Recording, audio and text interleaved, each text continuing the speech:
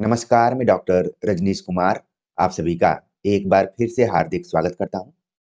हिंदी साहित्य का इतिहास सीरीज के अंतर्गत आचार्य रामचंद्र शुक्ल के इतिहास ग्रंथ के आधार पर आज हम चर्चा करेंगे रीतिकाल के महत्वपूर्ण कवि सीरीज के अंतर्गत पार्ट 4 के ऊपर, जिसमें कि हम जिन कवियों को शामिल किए हुए हैं उनके नाम हैं दलपति राय, बंशीधर, सोमनाथ, रसलीन, रघुनाथ और दूल्ह। इन कवियों से प्रायः आप देखेंगे कि परीक्षाओं में सवाल पूछे जाते रहे हैं। खास तौर से आप देखेंगे कि सोमनाथ, रसलीन और दूल्ह ये ऐसे 3 महत्वपूर्ण कवि हैं आज के वीडियो लेक्चर से, जिसमें कि आप देखेंगे कि पिछले साल के क्वेश्चन पेपर के आधार पर इनसे प्रायः 1-2 सवाल परीक्षाओं में आते रहे हैं, जो कि कट ऑफ या मेरिट को निर्धारित करने में अपनी महत्वपूर्ण भूमिका निभा सकते हैं। तो प्रिय विद्यार्थियों, हम इतिहास सीरीज पर सब्जेक्टिव तौर पर बातचीत करते करते टॉपिक 44 तक पहुंच चुके हैं, जो कि आगामी UP TGT PGT, UGC net assistant professor exam और सीवीटी पीजी एंट्रेंस एग्जाम के दृष्टिकोण से महत्वपूर्ण है।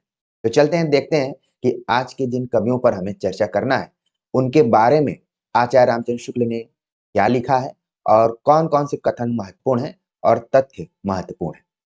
तो सबसे पहला जो नाम यहाँ पर दिखाई पड़ रहा है, इसमें 2 कवियों का नाम शामिल है, दलपति राय और बंशीधर। इनके बारे में आचार्य रामचंद्र शुक्ल लिखते हैं, दलपति राय महाजन और बंशीधर ब्राह्मण थे। दोनों अहमदाबाद गुजरात के रहने वाले थे। इन लोगों ने संवत 1792 में उदयपुर महाराणा जगत सिंह के नाम पर अलंकार रत्नाकर नामक ग्रंथ बनाया। तो दलपति राय और बंशीधर दोनों ऐसे कवि हैं जो कि साथ साथ में रहा करते थे, और इस इतिहास ग्रंथ में भी आचार्य रामचंद्र शुक्ल ने उन्हें एक जगह रखा हुआ है। दलपति राय के बारे में बताया गया कि ये महाजन और बंशीधर ब्राह्मण थे, और ये दोनों गुजरात अहमदाबाद में रहा करते थे और उदयपुर महाराणा जगत सिंह के दरबार में रहते थे, और उन्होंने उन्हीं के नाम पर एक अलंकार रत्नाकर नामक ग्रंथ बनाया। इसका आधार महाराज जगत सिंह का भाषा भूषण है।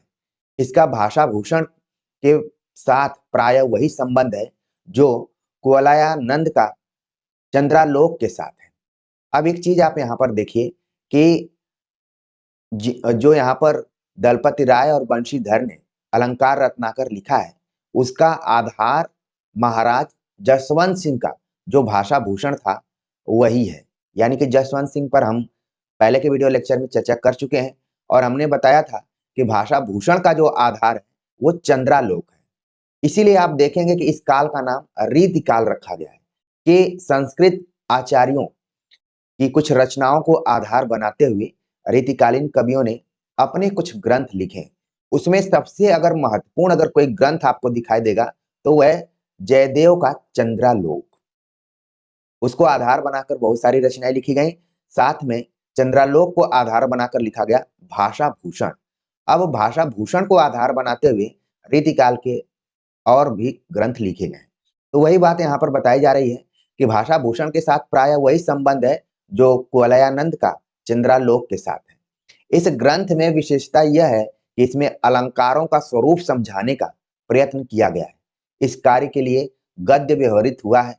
रीतिकाल के भीतर व्याख्या के लिए कभी कभी गद्य का उपयोग कुछ ग्रंथकारों की सम्यक निरूपण की उत्कंठा सूचित करता है। इस उत्कंठा के साथ ही साथ गद्य की उन्नति की आकांक्षा का सूत्रपात समझना चाहिए, जो सैकड़ों वर्ष बाद पूरी हुई। तो यहाँ पर आप देख रहे हैं कि एक तरफ लक्षण ग्रंथ लिखे जा रहे थे और उनको समझाने के क्रम में पद्य की जगह पर गद्य का प्रयोग किया जा रहा था। और आचार्य रामचंद्र शुक्ल लिखते हैं कि इस उत्कंठा, ये उत्कंठा शब्द बहुत कुछ बता रहा है कि एक तरीके से नया प्रयोग यहाँ पर कवियों ने किया है कि पद्य के साथ साथ गद्य का प्रयोग भी समझाने के दृष्टिकोण से उन्होंने किया है। तो इस उत्कंठा के साथ ही साथ गद्य के उन्नति की आकांक्षा का सूत्रपात समझना चाहिए, जो सैकड़ों वर्ष बाद पूरी हुई।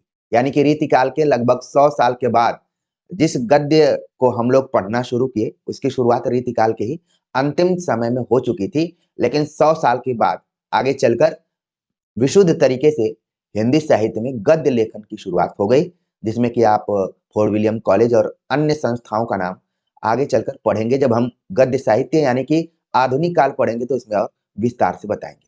तो कुल मिलाकर दलपति राय और बंशीधर के बारे में आपको इतना ही ध्यान में रखना है कि इनका जो ग्रंथ है वो अलंकार रत्नाकर, और किसके आधार पर लिखा गया है? भाषा भूषण के आधार पर लिखा गया है। आगे बात करते हैं। अलंकार रत्नाकर में उदाहरणों पर अलंकार घटाकर बताए गए हैं, और उदाहरण दूसरे अच्छे कवियों के भी बहुत से हैं। इससे यह अध्ययन के लिए बहुत उपयोगी है। दंडी आदि कई संस्कृत आचार्यों के उदाहरण भी लिए गए हैं। हिंदी कवियों की लंबी नामावली ऐतिहासिक खोज में बहुत उपयोगी है। यानी अलंकार रत्नाकर में कवियों ने अपनी कविताओं का उदाहरण तो दिया ही, साथ में अन्य जो अच्छे कवि थे उनके भी बहुत सारे उदाहरण दिए गए, और खास तौर से आचार्य दंडी जो कि अलंकारवादी आचार्य माने जाते हैं, उनके बहुत सारे उदाहरण लिए गए। और एक तरीके से हिंदी कवियों की एक लंबी नामावली यानी सूची दी गई है, जो कि देखा जाए तो रिसर्च की दृष्टिकोण से और इतिहास के दृष्टिकोण से महत्वपूर्ण है। कवि भी ये लोग अच्छे थे। पद्य रचना की निपुणता के अतिरिक्त इनमें भावुकता और बुद्धि वैभव दोनों है। इनका एक कवित्व नीचे दिया जाता है, और यहाँ पर जो कि आचार्य रामचंद्र शुक्ल के इतिहास दृष्टि और आलोचना दृष्टि का एक विशेष महत्व है कि वो कवियों के अंदर निपुणता, भावुकता और बुद्धि तीनों को बार बार खोजते रहते हैं, और साथ में सहृदयता को भी आप जोड़ सकते हैं। तो इस पैटर्न पे बंशीधर और जो इसके साथ हैं दलपति राय, इन दोनों को अच्छा कवि आचार्य रामचंद्र शुक्ल मान रहे हैं, और एक कवित्व का उदाहरण इन्होंने दिया हुआ है। देख लेते हैं क्या उदाहरण है। अरुण हरौल नभ मंडल मुलुक पर चढ़ेयो अक चकवय की तान के किरण कोर आवत ही सावत नक्षत्र जो ये धाय धाय घोर घमसान करी काम आए ठौर ठौर कसहर सेत भयो सटक्यो सहम ससी आमिल उलुक जाय गिरे कंदरन और धुंध देख अरविंद बंद खाने ते भगाने पायक पुलिंद वय मलिंद मकरंद चोर। तो एक तरीके से आप देख रहे हैं कि तुकबंदी भी इनकी कविता में दिखाई पड़ रहा है, और कहीं न कहीं आप देख रहे हैं कि अनुप्रास अलंकार स्वाभाविक रूप से दिख रहा है। आगे अगर हम बात करें तो अगले जो कवि हैं उनका नाम है सोमनाथ। सोमनाथ से भी प्रायः सवाल पूछे जाते हैं।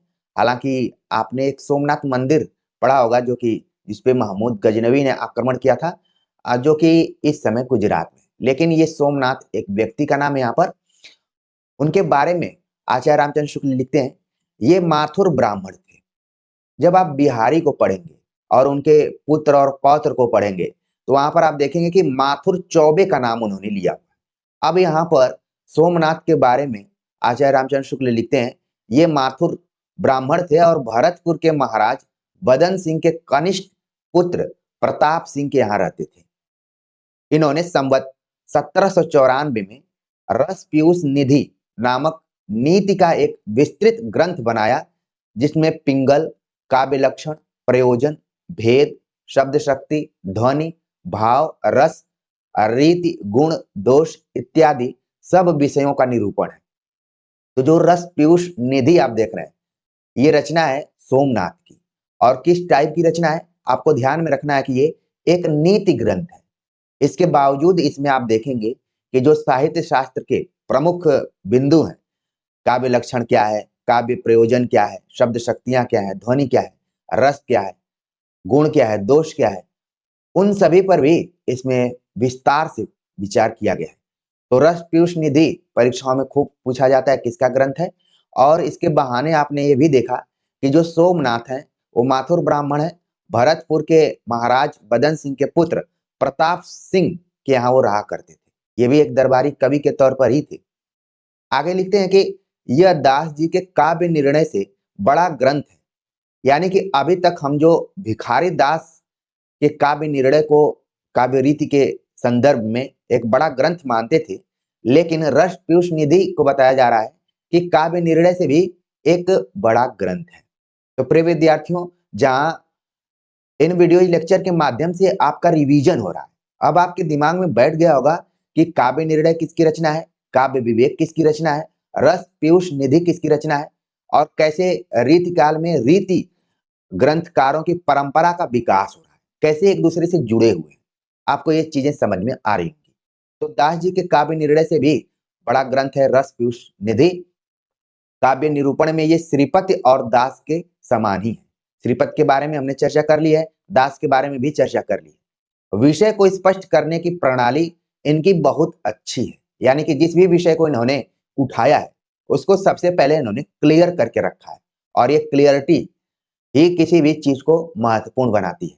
अगर जब स्पष्टता ही नहीं रहेगी तो फिर आप लाख प्रयास कीजिए, आप उस महानता की श्रेणी में शामिल नहीं हो पाएंगे। तो रस पीयूष निधि अगर पूछा जा रहा है तो इसीलिए पूछा जा रहा है क्योंकि इसमें विषय की स्पष्टता है और इसकी जो प्रणाली है प्रस्तुत करने की जो का सिस्टम है वो भी बहुत अच्छा है। विषय निरूपण के अतिरिक्त कवि कर में भी ये सफल हुए हैं। कविता में ये अपना उपनाम शशिनाथ भी रखते थे। तो यहाँ पर आप ध्यान में रखिए, ये बहुत कम किताबों में आपको मिलेगा कि सोमनाथ का उपनाम क्या था, शशिनाथ था। इनमें भावुकता और सहृदयता पूरी थी, इससे इनकी भाषा में कृत्रिमता नहीं आने पाई। इनकी एक अन्योक्ति कल्पना की मार्मिकता और प्रसादपूर्ण व्यंग के कारण बहुत प्रसिद्ध है। सघन और पेचीले मजमून गांठने के फेर में न पड़ने के कारण इनकी कविता को साधारण समझना सहृदयता के सर्वथा विरुद्ध है। रस पीयूष निधि के अतिरिक्त खोज में इनके 3 और ग्रंथ मिले हुए हैं। रस पीयूष निधि को तो आपको ध्यान में रखना है, इसके अतिरिक्त 3 और ग्रंथ मिले हैं जिसमें कृष्ण लीलावती पंचाध्यायी, ठीक है, इसको नोट कर लीजिए आप। इसके बाद सुजान विलास सिंहासन बत्तीसी पद्य में संवत 1807 में लिखा गया। दूसरे नंबर पे, तीसरे नंबर पे है माधव विनोद नाटक संवत 1809 में। तो एक तरीके से आप देख रहे हैं कि पद्य के समानांतर उस समय गद्य में भी लिखने का प्रयास किया जा रहा था। तो कुल मिलाकर आप सोमनाथ के कुल 4 ग्रंथों को बिल्कुल अपने ध्यान में रखिए। उक्त ग्रंथों के निर्माण काल की ओर ध्यान देने से इसका कविता काल संवत 1790 से 1810 ठहरता है। यानी कि अगर हम सोमनाथ के कविता काल को देखें तो संवत 1790 से 1810 के आसपास में ठहरता है। रीति ग्रंथ और मुक्त रचना के सिवा इस सत कवि ने प्रबंध काव्य की ओर भी ध्यान दिया। सिंहासन बत्तीसी के अनुवाद को यदि हम काव्य न माने तो कम से कम पद्य प्रबंध अवश्य ही कहना पड़ेगा। माधव विनोद नाटक शायद मालती माधव के आधार पर लिखा हुआ प्रेम प्रबंध है। पहले कहा जा चुका है कि कल्पित कथा लिखने की प्रथा हिंदी के कवियों में प्राय नहीं के बराबर रही। जहांगीर के समय में संवत 1673 में बना पुहकर कवि का रस रतन अब तक नाम लेने योग्य कल्पित प्रबंध काव्य। तो आप देख रहे हैं कि हम बात कर रहे थे सोमनाथ के ऊपर, लेकिन बीच में आचार्य रामचंद्र शुक्ल ने एक ऐसे तथ्य की ओर संकेत किया है जो कि परीक्षाओं में खूब पूछा जाता है। इसीलिए मैंने आप सभी से एक वीडियो में बताया था कि अगर सबसे पहले आप तैयारी करने जा रहे हैं तो पिछले 10 दिनों में आप 10-15 वर्षों के क्वेश्चन पेपर को हल कीजिए। अगर 10 दिनों में आप पेपर को तन्मयता के साथ हल करते हैं तो बहुत सारे ऐसे तथ्यों को अपने दिमाग में आप बैठा लेंगे कि जब सब्जेक्टिव तौर पर आप पढ़ने जाएंगे तो वो सभी तथ्य आपके सामने दिखाई पड़ेंगे। जैसे मैं कई बार आप सभी को बताता हूं कि ये प्रश्न पिछले साल आया हुआ था, इस बार आया था, उस बार आया था, तो अनुमान से नहीं बताता, बल्कि अब तक के जो भी जितने भी हिंदी के पेपर हुए हैं, परीक्षाएं हुई हैं, उन पेपरों और परीक्षाओं को हमने बारीकी से देखा है। और जैसे तथ्यों को हम देखते हैं हमारे दिमाग में तुरंत वो एग्जाम और वो पेपर एकदम से कौंध जाता है और मैं बताना शुरू कर देता हूं कि ये प्रश्न यहाँ से पूछा गया था। इसको अनुभव के आधार पर भी जोड़ सकते हैं और वो गंभीरता को भी आप जोड़ सकते हैं। मेरे जैसे बहुत सारे विद्यार्थी हो सकते हैं जो इस टेक्निक को अपनाते होंगे। तो प्रिय विद्यार्थियों, तैयारी का सही मार्ग यही है कि आप इसी तरीके से पढ़िए। और मैं बार बार एक ही चीज नहीं बोलूंगा कि कोचिंग नोट्स और पीडीएफ ये सब बहुत ज्यादा काम में नहीं आने वाले हैं। आप अगर एक चीज ट्रैक को पकड़ लिए तो मुझे पूरा विश्वास है कि आप अपने मंजिल तक पहुंच जाएंगे। तो यहाँ पर बताया कि अगर हम कल्पित कथा की बात करें तो सबसे पहले जिस कवि का नाम आएगा वो कवि है पुहकर कवि। जिनका ग्रंथ है रस रत्न। कई जगह पे रस रतन भी लिखा रहता है और यहाँ पर रस रत्न लिखा है। तो फुहकर कवि का नाम बिल्कुल ध्यान में रखिए, सवाल खूब पूछा जाता है। ये कैसा ग्रंथ है? कल्पित प्रबंध काव्य है। एक तो प्रबंध काव्य आपने देखा सूफी कवियों द्वारा लिखा गया, या फिर तुलसीदास ने जो रामचरितमानस लिखा है वो भी प्रबंध काव्य के अंतर्गत ही है। प्रबंध काव्य को ही हम महाकाव्य के तौर पर जानते हैं। ये भी चीज आप अपने दिमाग में रख सकते हैं। आगे लिखते हैं आचार्य रामचंद्र शुक्ल की, अतः सोमनाथ जी का यह प्रयत्न उनके दृष्टि विस्तार का परिचायक है। नीचे सोमनाथ जी की कुछ कविताएं दी जाती हैं। तो यहाँ पर बताया गया कि सिंहासन बत्तीसी जो रचना है सोमनाथ की, ये एक तरीके से प्रबंध काव्य के तौर पर देखा जा सकता है, जिसकी परंपरा जुड़ती है कुहकर कवि के रस रतन से। अब उसी चीज को आगे बढ़ाते हुए आचार्य रामचंद्र शुक्ल लिखते हैं कि कुछ कविताएं हम देख लेते हैं। तो हम भी देख लेते हैं कि कौन कौन सी कविताएं हैं। अब बस पंक्तियों को ध्यान में रखिए। कई बार रीतिकालीन कवियों की पंक्तियां अलंकार के तौर पर या फिर लक्षण के तौर पर पूछ ली जाती हैं कि किसमें कौन सा छंद है, कौन सा अलंकार है, कौन सा दोष है, क्या गुण है। क्योंकि यही एक ऐसा कालखंड है जहां से इस पे बात की गई, साहित्य शास्त्र पे बात की गई है। तो पंक्तियां कुछ इस तरीके से हैं। दिस विसिदन दिस विशिसन ते उमड़ मड़ लीनो नभ, छाड़ दीने ध्रुवा जवासे जूथ जरिगे, ढ डहे भय द्रुम रंचक हवा के गुण, कहूं कहूं मोरवा पुकार मोद भरिगे, रही गए चातक जहां के तहां देखत ही, सोमनाथ कहे बूंदा बूंदी हुआ न करिगे, शोर भयो घोर चारों ओर महिमंडल में, आए घन आए के उघर के। तो आप देख रहे हैं कि कहीं कहीं इन पंक्तियों में अलंकार भी है और प्रकृति चित्रण यहाँ पर दिखाई पड़ रहा है। आगे कुछ और पंक्तियां हो सकती हैं जिसको देख लेते हैं हम। जो प्रेम प्रबंध काव्य की बात की गई है उसको भी आपको ध्यान में रखना है।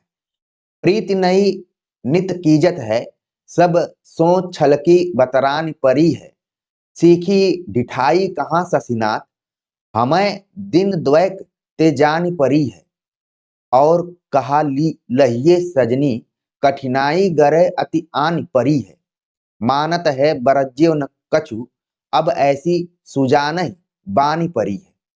अब देखिए ये पंक्ति लगता होगा कि इंपॉर्टेंट नहीं है, लेकिन आप देखेंगे कि जिस तरीके से यहाँ पर सुजान की चर्चा की गई है, तो सुजान को लेकर आप देखेंगे अब तक जो हमने चर्चा किया है उसमें रसखान का नाम आ जाएगा और आगे चलकर बात करेंगे घनानंद।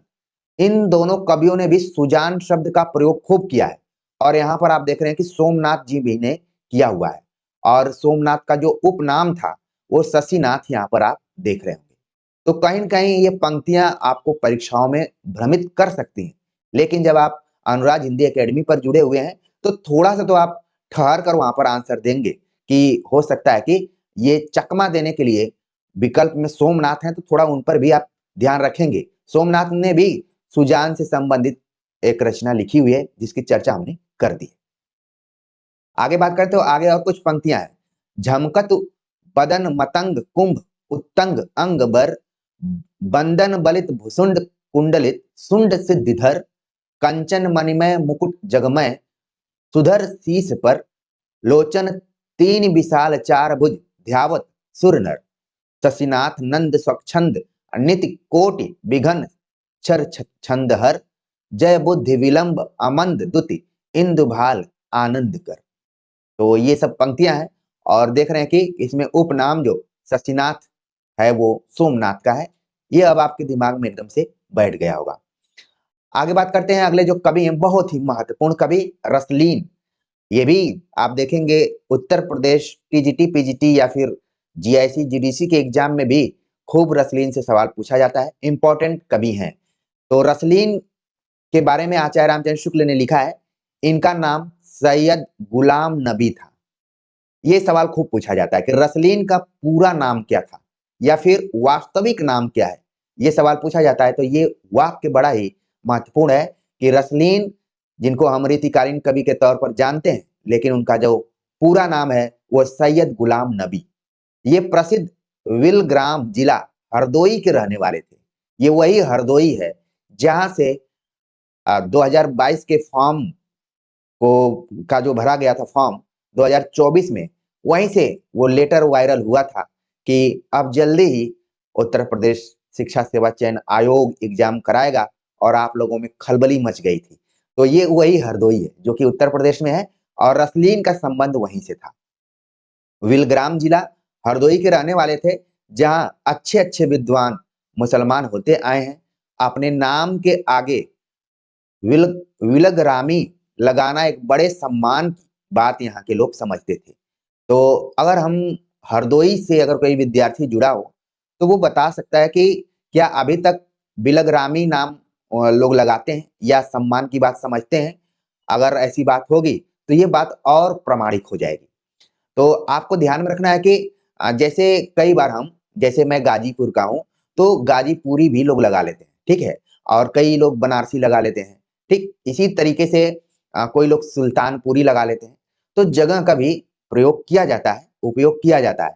तो रसलीन का जो वास्तविक नाम था सैयद गुलाम नबी, इनका संबंध बिलग्राम जिला हरदोई से था और वहाँ के मुसलमानों के बारे में कहा जा रहा है कि अच्छे-अच्छे विद्वान वहाँ से निकले हुए हैं और विद्वत्ता को दिखाने के लिए उन लोगों ने अपने गाँव से अपने को जोड़ा है। बिलग्रामी वो लगाना शुरू करते थे।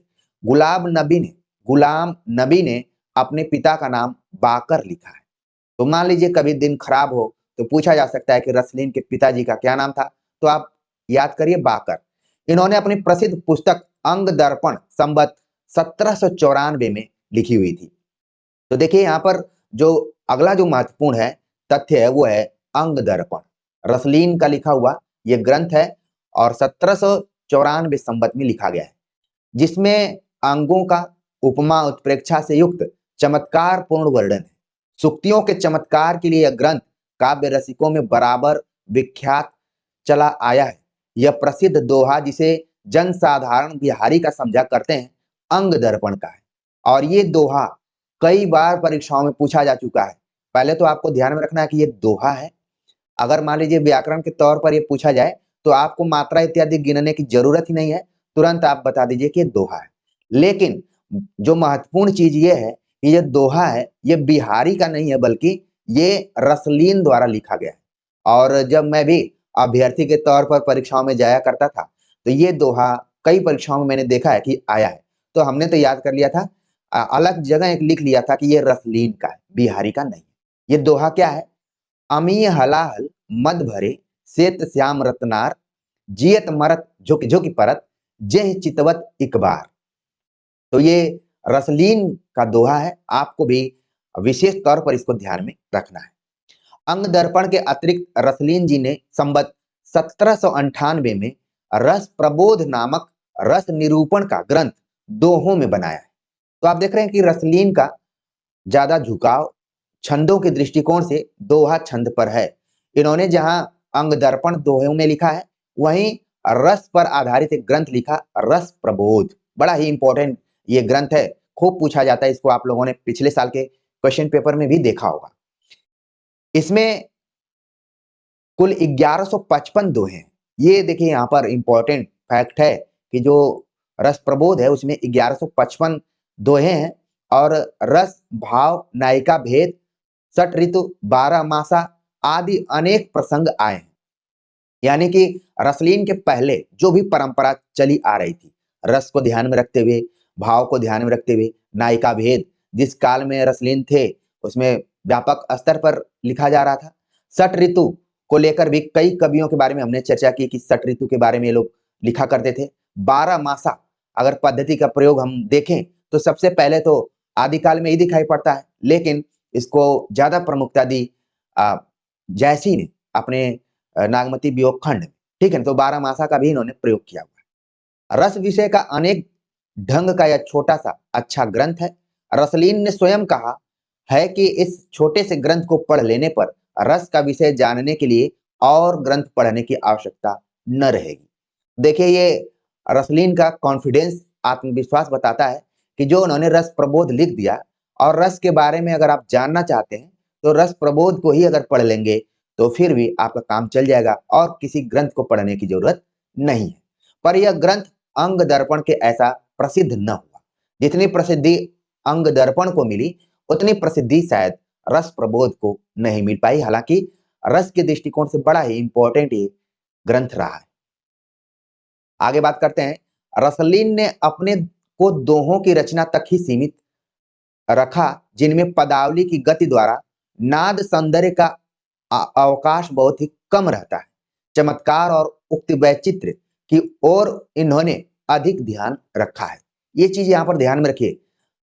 आमतौर पर चमत्कार और उक्त वैचित्र शब्द का प्रयोग आप पढ़ेंगे अमीर खुसरो के संदर्भ में, लेकिन यहाँ पर आप देख रहे हैं कि रसलीन के बारे में भी ये बात कही जा रही है कि चमत्कार और उक्त वैचित्र की ओर इन्होंने अधिक ध्यान रखा। ये कथन पूछा जा सकता है कि आचार्य रामचंद्र शुक्ल ने किस कवि के संदर्भ में बात कही है। नीचे इनके कुछ दोहे दिए जाते हैं, हम भी देख लेते हैं कि कैसे इसमें चमत्कार है और कैसे उक्त वैचित्र है। उक्त वैचित्र मतलब कहने की जो शैली है, सीधे सीधे नहीं बल्कि शब्द शक्तियों का प्रयोग करते हुए अलग तरीके से। इसीलिए हम आमिर खुसरो को जब पढ़ते हैं तो पहेलियां और मुकरियां, पहेलियां सीधे सीधे नहीं होती, उसमें उक्त वैचित्र होता है। ठीक है ना। अब समझ में आपको ये शब्द आ गया हो कि आखिरकार उक्त वैचित्र क्या है। इसमें दो शब्द जुड़े हुए, एक तो उक्ति है और कोई उक्ति को कहने का जो विचित्र ढंग है, जिसको हम कबीर के संदर्भ में देखते उलटबासी। ठीक है ना। तो ये चीज है। तो यहाँ पर आप ध्यान में रखिए कि क्या है दोहा, हम देख लेते हैं। धरत न चौकी नग जरी, याते उर्मे लाए, छा परे पर पुरुष की, जनितीय धर्म नसाए। ये देखिए कितनी महत्वपूर्ण बात कही जा रही है और इसमें चमत्कार भी है कि पहले जमाने में अगर कोई पर पुरुष है, उसकी छाया भी अगर किसी शादीशुदा महिला पर पड़ती थी तो भी कहा जाता था कि उसका जो पति धर्म है वो नष्ट हो गया। और आजकल वर्तमान समय में तो बहुत आप लांछनों को देखते होंगे। तो यहाँ पर भी है कि जो चीज आप देख रहे हैं यहाँ पर जो रसलीन ने लिखा, चख चली श्रवण मिल्यो, चाहत कच बड़ी छुअन छवान, कटि निज दरब धरियो चहत, वक्ष स्थल में आने, कुमति चंद प्रति धौस बढ़ी, मास मास कढ़ी आय, तू मुख मधुराई लखे, फीको परि घटी जाए, रमणी मन पावत नहीं लाज प्रीति को अन, दुह और ऐचो रहे जिमी, बीबी तिय को कंद, तिय सैसव जोबन मिले, भेद न जान्यो जात, प्रात समय निस दिवस के दुओ भाव दर्शात। तो आप देख रहे हैं कि रसलीन के ये दोहे कुछ इंटरेस्टिंग भी है और आप देख रहे हैं कि इसमें बहुत सारी चीजों को उठाया गया है। और जिस पदावली का प्रयोग यहाँ पर किया गया है, पदावली के लिए तो एक ही व्यक्ति जाना जाता है। आपके दिमाग में आ गया होगा कि मैं किस व्यक्ति की बात कर रहा हूँ, विद्यापति। आप देख रहे हैं यहाँ पर जो नीचे की जो पंक्तियां हैं, प्रिय विद्यार्थियों, इतना आपको सीरियसली जो हजारों रुपए लेकर कोचिंग पढ़ाने वाले लोग हैं और सफल होने के बाद 50 तरीके के लोगों का इंटरव्यू लेते हैं, कभी हिमालय पर्वत पर बैठा कर ले लेते हैं, कभी समुद्र में बैठा कर ले लेते हैं, कभी कहीं लेकर ले लेते हैं इंटरव्यू, लेकिन वो भी इतना सीरियसली नहीं बताते हैं। क्योंकि भलाई करने के लिए बार बार इस चीज को कहना नहीं चाहिए कि मैं ध्यान से पढ़ा रहा हूँ, ये कर रहा हूँ, लेकिन कई बार इस बाजारीकरण में ध्यान को आकर्षित भी करना पड़ता है। अभी मैं पुस्तक मेले में गया हुआ था, तो दृष्टि पब्लिकेशन पे मैं गया था, तो कुछ किताबों को मैंने देखा, तो मैंने कहा कि दृष्टि के लिए तो प्रचार की जरूरत नहीं है। तो वहां पर जो व्यक्ति काउंटर पर बैठे हुए थे, एक क्षण के लिए तो कहा कि हाँ इसका तो नाम है, लेकिन कहा कि नहीं सर, बिना प्रचार के कैसे होगा, प्रचार तो करना पड़ेगा। तो प्रिय विद्यार्थियों, बीच बीच में कभी कभी आ जाता है, तो अपने मन को रखने के लिए मैं भी चाहता हूं कि कुछ चीजें बताऊं कि कैसे ये प्लेटफॉर्म अनुराग हिंदी एकेडमी अलग है।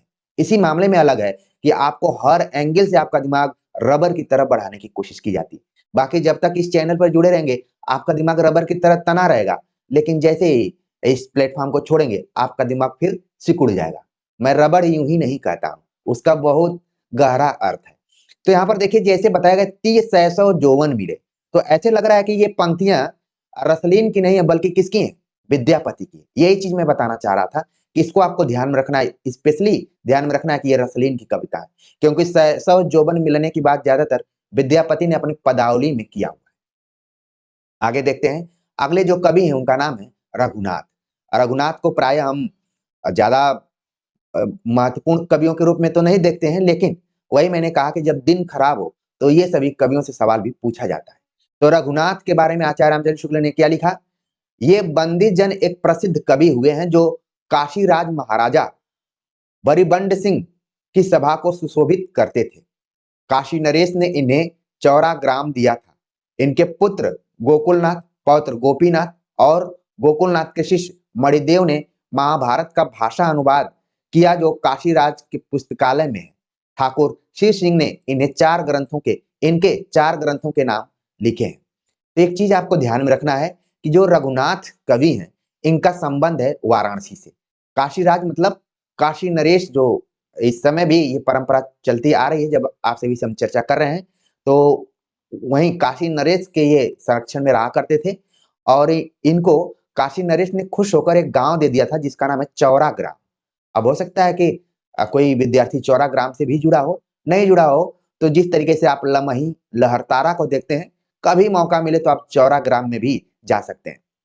तो रघुनाथ जी के पूरा फैमिली बैकग्राउंड का ही यहाँ पर शुक्ल जी ने विवरण दे दिया है। कारण ये है कि शुक्ल जी भी कहाँ रहा करते थे, ज्यादातर वाराणसी और मिर्जापुर के आसपास में ही रहते थे, तो ये अच्छे से उनको मिल गया। और उन्होंने जो इतिहास ग्रंथ लिखा उसमें शिव सिंह सरोज से भी बहुत कुछ लिया हुआ है। और शिव सिंह सरोज यानी शिव सिंह सिंगर ने इनके 4 ग्रंथों के बारे में बताया है। वो चारों ग्रंथ कौन से हैं जो कि परीक्षाओं के दृष्टिकोण से महत्वपूर्ण है? काव्य कलाधर, रसिक मोहन, जगत मोहन और इश्क महोत्सव, ये चारों ग्रंथ रघुनाथ जी के हैं। बिहारी सतसई की एक टीका भी उन्होंने उल्लेख किया है। इनका कविता काल संवत 1790 से 1810 तक समझना चाहिए। रसिक मोहन संवत 1796 अलंकार का ग्रंथ है। तो यहाँ पर ध्यान में रखिए, इसमें कितना अंतर विरोध है। शीर्षक दिया गया है रसिक मोहन, लेकिन ये कैसा ग्रंथ है? अलंकार ग्रंथ है। ये सवाल पूछा जा सकता है कि रसिक मोहन किस टाइप का ग्रंथ है? अलंकार ग्रंथ है। इसमें उदाहरण केवल श्रृंगार के ही नहीं, वीर आदि अन्य रसों के भी बहुत अधिक हैं। एक अच्छी कविता तो यह है कि इसमें अलंकारों के उदाहरण में जो पद्य आए हैं उनके प्राय सब चरण प्रस्तुत अलंकार के सुंदर और स्पष्ट उदाहरण होते हैं। इस प्रकार इनके कवित्त या सवैये का सारा सारा कलेवर अलंकार को उदाहृत करने में प्रयुक्त होता है। भूषण आदि बहुत से कवियों ने अलंकारों के उदाहरण में जो पद्य रखे हैं उनका अंतिम या और कोई चरण ही वास्तव में उदाहरण होता है। उपमा उदाहरण में इनका यह प्रसिद्ध कवित्त लीजिए। तो ध्यान में रखिए कि जो उदाहरण दिया जा रहा है वो उपमा अलंकार का। कैसे? फूल उठे कमल से अमल हीतु के नयन, कहें रघुनाथ भरे चैन रस सियरे, दौरी आए भौर से करत गुनी गुणगान, सिद्ध से सुजान सुख सागर सुनियरे, सुरभि सी खुलन सुकबी की सुमत लागी, चिड़िया सी जागी चिंता जनक के जियरे, धनुष पै ठाड़े राम रवि से लसत आजू, मीर कैसे नखत नरिंद भय पियरे। तो इस पद में आप देख रहे हैं कि है तो छंद के दृष्टिकोण से कवित्त, इसमें लेकिन इसमें उपमा अलंकार का उदाहरण दिया गया है। ठीक है, आप के दिमाग में आ रहा होगा कैसे उपमा अलंकार है। उपमा का कुछ लक्षण होता है, सा सी से ये आता रहता है, इसी से उपमा अलंकार है। इस चीज को आप ध्यान में रखिए, ठीक है ना। आगे बात करते हैं काव्य कलाधर के बारे में। लिखते हैं आचार्य रामचंद्र शुक्ल कि काव्य कलाधर संवत 1802 का रस का ग्रंथ है। इसमें प्रथानुसार भाव भेद, रस भेद थोड़ा बहुत कहकर नायिका भेद और नायक भेद का ही विस्तृत वर्णन है। विषय निरूपण इसका उद्देश्य नहीं जान पड़ता। जगत मोहन वास्तव में एक अच्छे प्रतापी और ऐश्वर्य राजा की दिनचर्या बताने के लिए लिखा गया है। इसमें कृष्ण भगवान की 12 घंटे की दिनचर्या कही गई है। ये जगत मोहन, मोहन शब्द लगा हुआ है तो इसमें कृष्ण आ जाएंगे और उनके 12 घंटे की दिनचर्या का वर्णन किया गया है। और न जाने आप लोगों की दिनचर्या कितने घंटों की है। ठीक है, 24 घंटे में तो अलग अलग दिनचर्या होती हैं। तो इस रचना में जगत मोहन में कृष्ण भगवान की 12 घंटे की दिनचर्या का वर्णन किया गया है। इसमें ग्रंथकार ने अपनी बहुज्ञता अनेक विषयों जैसे राजनीति, सामुद्रिक, वैद्यक, ज्योतिष, शालिहोत्र, मृगया, सेना, नगर, गढ़ रक्षा, पशु पक्षी, शतरंज इत्यादि के विस्तृत और अरोचक वर्णनों द्वारा प्रदर्शित की है। इस प्रकार वास्तव में पद्य में होने पर भी यह काव्य ग्रंथ नहीं है। इश्क महोत्सव में आपने खड़ी बोली की रचना का शौक दिखाया है। उससे सूचित होता है कि खड़ी बोली की धारणा तब तक अधिकतर उर्दू के रूप में ही लोगों को थी। यानी पहले खड़ी बोली को भी लोग उर्दू ही मानते थे, लेकिन इश्क महोत्सव में खड़ी बोली का धीरे-धीरे रूप दिखाई पड़ता है। तो ये तो आपने देख लिया जो कवि थे रघुनाथ। तो भले ये हल्के कवि थे, लेकिन इन्होंने कुछ ऐसे काम किए हैं जिससे आपको ध्यान में इनको रखना पड़ेगा। हो सकता है कि सवाल पूछ लिया जाए। आगे यहाँ पर है कि कुछ कविता के उदाहरण दिए गए यहाँ पर। ग्वाल संग जैबो ब्रज, गयन चरेबो एबो, अब कहा दाहिने ये नैन फरकत हैं, मोतिन की माल वार डारो गुंजमाल पर, कुंजन की सुधि आए यो धरकत हैं, गोबर को गारो रघुनाथ, कछ हुयाते भारो, कहा भयो महलिन मणि मरकत है, मंदिर है मंदर ते ऊंचे मेरे द्वारका के, ब्रज के खरिक तऊ हिये खरकत है। तो एक तरीके से आप जगत मोहन जो रचना है उसका उदाहरण दिया गया कि इसमें क्या क्या दिनचर्या है। जब कृष्ण गोकुल और मथुरा में रहा करते थे तो उनकी दिनचर्या अलग थी। वो जाते थे गायों को चराने के लिए, लेकिन जब वो राजा बन गए, द्वारिका में पहुंच गए, ये सब घटनाएं आप जानते होंगे। जब राजा के रूप में वो काम करें तो वहां पर कैसे हैं, वो चीजें यहाँ पर बताई गई। कैंधो शेष देश ते निकसी पुहुमी पै आय, बदन ऊंचाए बान जस स्पंद की, कैंधो छिति चंवरी उसिर की दिखावती है, ऐसी साहे उज्जवल किरण जैसे चंद की। आगे जानी दिनपाल श्रीनिपाल नंदलाल जू को, कहें रघुनाथ पाए सुधरी आनंद की, छूटत फुहारे कैंधो फुल्यो है कमल तासो, अमल अमंद मढ़े धार मकरंद की, सुधरे शिला राखे वायु वेग वाह राखे, रसद की राह राखे राखे रहे बन को, चोर को समाज राखे बजा और नजर राखे, खबर के काज बहुरूपी बहुरूपी हरफन को, आगम भखैया राखे सगुन लेवैया राखे, कहे रघुनाथ औ विचार बीच मन को, बाजी हारे कबहू न अवसर के परे जौन, ताजी राखे ब्रजन को राजी सुभटन को।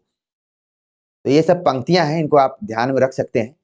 आप दरियाव पास नदियों के जाना नहीं, दरियाव पास नदी होएगी सो धावेगी, दरखत बेल आश्रय को कभी राखता न, दरखत ही के आश्रय को बेल पावेगी, मेरे तो लायक जो था कहना सो कहा मैंने, रघुनाथ मेरी मत न्याय ही की गावेगी, वह मुहताज आपकी है आप उसके न, आप क्यों चलोगे वह आप पास आवेगी। तो एक चीज आप यहाँ पर देख रहे हैं, ऐसा नहीं लग रहा है कि ये किसी रीतिकालीन कवि और ब्रज भाषा के कवि द्वारा लिखी गई है, बल्कि इसमें आप देख रहे हैं कि खड़ी बोली का प्रयोग दिखाई पड़ रहा है। मेन इसको बताने का उद्देश्य यही था कि ऐसा लग रहा है कि ये खड़ी बोली कोई आज का या फिर छायावाद के कवि ने लिखा हुआ है, ठीक है ना। शब्दों को आप देखिए संस्कृत निष्ठ, यानी कि ये जब लिख रहे थे तो कहीं न कहीं उस समय हिंदी उर्दू विवाद की भी बात चल रही थी। और आप याद रखिए राजा शिव प्रसाद सितारेंद्र और राजा लक्ष्मण, जो कि उस समय केंद्र में थे, दो राजा, और किस तरीके से उन्होंने हिंदी के विकास के बारे में सोचा। और बीच में जब भारतेंदु हरिश्चंद्र आए तो उन्होंने कहा कि हिंदी नए चाल में ढली। तो कैसे कैसे आज जिस हिंदी का हम प्रयोग करते हैं उसका विकास हुआ है, उसके संदर्भ में भी इन पदों को आप देख सकते हैं। आगे अगर बात करें तो अगले जो कवि हैं दूल्ह, बहुत ही मोस्ट इंपॉर्टेंट ये भी कवि रहे हैं। और दूल्ह की चर्चा पहले के भी कवियों के संदर्भ में हमने किया कि किसके पौत्र थे, किसके पुत्र थे, क्या थे। अब उनकी बारी आ गई है। तो दूल्ह के बारे में आचार्य रामचंद्र शुक्ल लिखते हैं, ये कालिदास त्रिवेदी के पौत्र और उदयनाथ कविंद्र के पुत्र थे। ऐसा जान पड़ता है कि ये अपने पिता के सामने ही अच्छी कविता करने लगे थे। यानी जब उनके पिताजी जीवित थे तभी ये अच्छी कविता लिख रहे थे उस जमाने में। ये कुछ दिनों तक अपने पिता के समसामयिक रहे। कविंद्र के रचे ग्रंथ 1804 तक मिले हैं। अतः इनका कविता काल संवत 1800 से लेकर संवत 1825 के आसपास माना जाना जा सकता है। इनका बनाया एक ही ग्रंथ कवि कुल कंठाभरण मिला है। अब एक चीज ध्यान में रखिए कि दूल्हा पर मैं इसलिए जोर दे रहा हूं कि जिस कवि कुल कंठाभरण की बात हम कर रहे हैं वो बड़ा ही इंपॉर्टेंट है, परीक्षाओं में खूब पूछा जाता है। पिछले साल के क्वेश्चन पेपर देखेंगे आप, कविकुल कंठाभरण आता ही आता है, ठीक है। इसी तरीके से एक रचना है कविकुल कल्पतरु। आप सभी के लिए होमवर्क है कि वो किसका है। कवि कुल कल्पतरु। तो कई बार कन्फ्यूजन सा हो जाता है क्योंकि मिलती-जुलती रचनाएँ हैं, कवि कुल कंठाभरण यहाँ पर आपने देखा। इसी तरीके से अ और भी कुछ रचनाएँ जो कि मिलती-जुलती हैं। इसके ऊपर मैंने बहुत पहले चर्चा की हुई थी जब मैं अभी नया-नया यूट्यूब पर आया था। तो पुराने विद्यार्थी इसको देखे होंगे, नहीं देखे होंगे तो फिर से मैं एक बार मिलती-जुलती रचनाओं पर ज़रूर बात करूँगा। तो आपको ध्यान में रखना है कि जो दूल्हा है, कई बार तो इनको श्री दूल्हा भी कहा जाता है, ठीक है? कवि कुल कंठाभरण इनका एक महत्वपूर्ण ग्रंथ है और इसमें क्या है फुटकल कवित्त में लिखा गया है। कविकुल कंठाभरण अलंकार का एक प्रसिद्ध ग्रंथ है। ये इम्पोर्टेंट है कि कविकुल कंठाभरण आखिरकार कैसा ग्रंथ है। तो एक चीज़ तो आप देख रहे हैं कि इसमें आभरण शब्द लगा हुआ है, तो वो कहीं न कहीं वो अलंकार को प्रदर्शित करता है। तो आप परीक्षाओं में रचनाओं के शीर्षकों से भी अनुमान लगा सकते हैं। हालाँकि रसिक मोहन आ जाएगा तो आप कन्फ्यूज़ हो जाएँगे। लेकिन यहाँ पर कविकुल कंठाभरण एक अलंकार ग्रंथ है, इसको आपको ध्यान में रखना है। इसमें यद्यपि लक्षण और उदाहरण एक ही पद में कहे गए हैं। कविता और सवैया के समान बड़े छंद लेने से अलंकार स्वरूप और उदाहरण दोनों के सम्यक कथन के लिए पूरा अवकाश मिला है। भाषा भूषण आदि दोहों में रचे हुए इस प्रकार के ग्रंथों से इसमें यही विशेषता है। इसके द्वारा सहज में अलंकार का चलता बोध हो सकता है। इसी से दुलह जी ने इसके संबंध में खुद ही कहा है, आप ही कहा है, जो या कंठाभरण को कंठ करे चित्त लाए, सभा मध्य शोभा लहे, अलंकृति ठहराए। तो यहाँ पर आप देख रहे हैं कि खुद दूल्हा ने अपने ग्रंथ कवि कुल कंठाभरण के बारे में बात कह दी कि जो या कंठाभरण को कंठ करे चित्त लाए, सभा मध्य शोभा लय। अगर वो कहीं बैठा हुआ है तो उसको शोभा सम्मान भी मिलेगा, अलंकृति ठहराए और लगेगा कि ये उसकी खुद की रचना है। ठीक है? तो यहाँ पर दूल्हा का ये पद आप ध्यान में रखिए, आगे और देखते हैं। इनके कवि कुल कंठाभरण में कुल 85 पद हैं, ये इम्पोर्टेंट है। अगर दिन खराब हो तो ये सवाल पूछे जा सकते हैं कि कवि कुल कंठाभरण में कुल कितने पद्यों का ज़िक्र किया गया? फुटकल जो कवित्त मिले हैं वे अधिक से अधिक 15 या 20 होंगे, अतः इनकी रचना बहुत थोड़ी है, पर थोड़ी होने पर भी उसने इन्हें बड़े अच्छे और प्रतिभा संपन्न कवियों की श्रेणी में प्रतिष्ठित कर दिया है। देव, दास, मतिराम आदि के साथ दूल्हा का भी नाम लिया जाता है। इसलिए मैंने भी बहुत जोर दिया कि दूल्हा को आपको ध्यान में रखना है। इनके इस सर्वप्रियता का कारण इनकी रचना की मधुर कल्पना, मार्मिकता और प्रौढ़ता है। इनके वचन अलंकारों के प्रमाण में भी सुनाए जाते हैं और सहृदय श्रोताओं के मनोरंजन के लिए भी किसी कवि ने इन पर प्रसन्न होकर यहाँ तक कहा है कि और बाराती सकल कवि दुलह राय।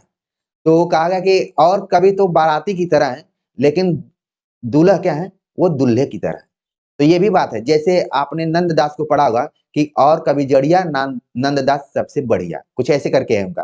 ठीक है, नंददास जड़िया, इस तरीके से एक पद है आपने क्योंकि मुझे याद आ गया कि छत्तीसगढ़ में एक चलता था कि छत्तीसगढ़ अ, सबसे बढ़िया, कुछ इस तरीके से था, ठीक है ना? तो यहाँ पर श्री दूल्हा के बारे में एक पद है कि और बाराती सकल कवि और जितने भी कवि हैं वो बाराती की तरह हैं और दुल्हा कवि जो है वो दूल्हे की तरह है। तो इस चीज़ को आप ध्यान में रख सकते हैं, ठीक है? आगे अगर बात करें तो इनके कुछ उदाहरण हैं उनको हम देख लेते हैं। माने सन्माने तेई माने सन्माने सन, माने सन्माने सन्मान पायतु है। कहे कवि दूल्ह अजाने अपमाने, अपमान सो सदन तिन्ही को छायतु है। जानत है जेव तेव जात है वीराने द्वार, जान बूझ भूले तिनको सुनायतु है। काम बस परे को गहत गरूर तौवा, अपनी जरूर जा जरूर जायतु है। तो देख रहे हैं कि किस तरीके से शब्दों का इन्होंने एक तरीके से शब्दों के साथ खेला हुआ है दूल्हा कवि ने। धरी जब बाही तब करी तुम नाही, पाय दियो पलिकाही नाही नाही के सुहाई हो। बोलत मैं नाही पट खोलत मैं नाही, कवि दुलह उछाही लाख भातिन लहाई हो। चुंबन में नाही परिरंभन में नाही, सब असन बिलासन में नाही, ठीक ठाही हो। मेली गलबाही केल किन्ही चित चाही, यह हाथ भली नाही सो कहा न सिखी आई हो।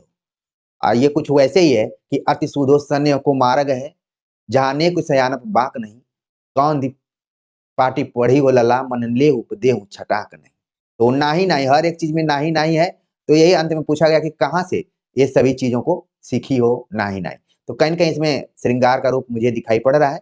ठीक है, आगे बात करते हैं कि उरज उरज धसे बसे उर आड़े लसे, अब बिन गुण माल गरे धरे छ बिछाए हो, नैन कवि दूल्ह है राते तुतराते बैन, देखे सुने सुख के समूह सरसाए हो, जावक सोलाल भाल पलकन पिकलीक, प्यारे ब्रजचंद सुचि सूरज सुहाए हो, होत अरुणोद यदि कोद मत बसी आजू, कौन घर बासी कर आए हो। तो आप देख रहे हैं कि ये नीचे की जो लाइन है ये कभी भी अलंकार के रूप में पूछी जा सकती है। ठीक है, तो देखिए कोई भी पंक्ति को हमें हल्के में नहीं लेना है। और बाकी यहाँ पर आप देख रहे हैं बिन शब्द लगा हुआ है, यहाँ पर भी अलंकार है। इसको आप लोग ध्यान दे सकते हैं, कमेंट भी कर सकते हैं कि इन दोनों पंक्तियों में अलंकार है कौन सा है। बिन शब्द का प्रयोग जहां पर होता है वहां पर कौन सा अलंकार होता है, और जब किसी पंक्ति में एक ही शब्द दो बार आए और उसके अलग अलग अर्थ हो जाए तो वहां पर कौन सा अलंकार होता है, ये चीजें आप ध्यान में रखिए। आगे है, सारी की सरौट सब सारी में मिलाए दिन्नी, भूषण की जेब जैसे जेब जहियत है, कहे कभी दुल्लह छिपाए रद छद मुख, नेह देखे सौतिन की देह दहियत है, बाला चित्रशाला ते निकसी गुरुजन आगे, किन्हीं चतुराई सो लखाई लहियत है, सारिका पुकारे हम नाही, एजू राम राम कहो नाही नाही कहियत है। तो ये सभी पंक्तियां दुल्लह कवि की हैं। फल विपरीत को जतन सो विचित्र, हरि ऊंचे होत बामन भे बल के सदन में, आधार बड़े त्यो बड़ो आधे अधिक जानव, चरण समायो नाहि चौदहो भुवन में, आधे अधिक ते आधार की अधिकताई, दूसरो अधिक आयो ऐसो गणन में, तीनों लोक तन में अमान्यो ना गगन में, बसै ते संत मन में किते कहाँ मन में। तो ये पंक्तियां दुल्हा की हैं, आप ध्यान में रख सकते हैं। तो प्रिय विद्यार्थियों, हमने आज के वीडियो लेक्चर में रीतिकाल के उन 6 प्रमुख कवियों के बारे में चर्चा की जो कि कभी भी परीक्षाओं में पूछे जा सकते हैं, या फिर अगर आप रीतिकाल में मन लगाते हो तो रिसर्च इत्यादि के दृष्टिकोण से भी कुछ न कुछ पॉइंट यहाँ से आप निकाल सकते हैं। तो आप सभी के कमेंट्स का मुझे इंतजार रहेगा कि आज का ये वीडियो लेक्चर और हमारा प्रयास कैसा लगा। मिलते हैं सीरीज को आगे बढ़ाते हुए एक नए टॉपिक के साथ, तब तक के लिए नमस्कार।